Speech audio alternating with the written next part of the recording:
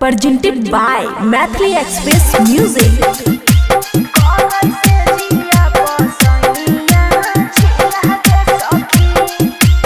खुशी recording studio बलुआहा।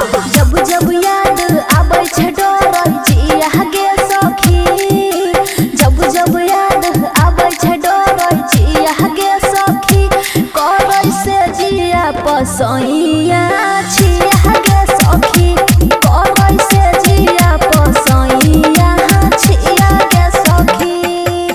होइते अन्हार रोजे भुताबै दिया गे सखी, होइते अन्हार रोजे भुताबै दिया गे सखी, करै से जिया पसैया छिया गे सखी, करै से जिया पसैया छिया गे सखी। DJ good Madhubani, DJ good करै से जिया करै से जिया पसैया छिया गे सखी।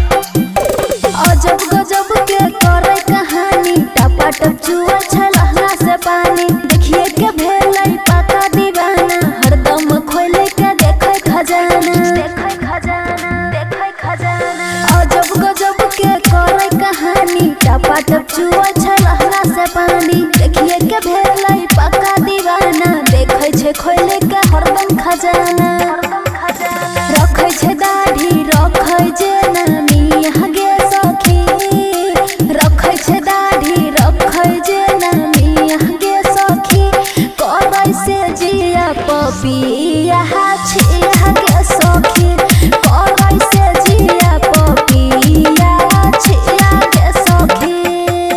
DJ good Madhubani, DJ good करै से जिया करै से जिया पपिया छिया गे सखी।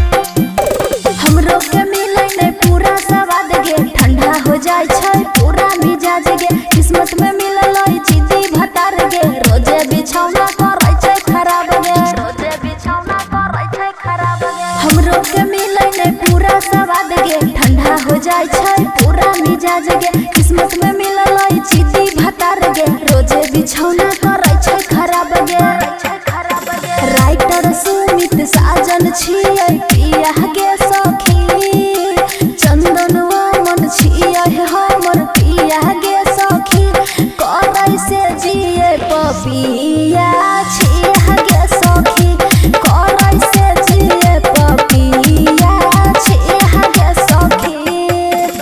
खुशी रिकॉर्डिंग स्टूडियो बलुआहा।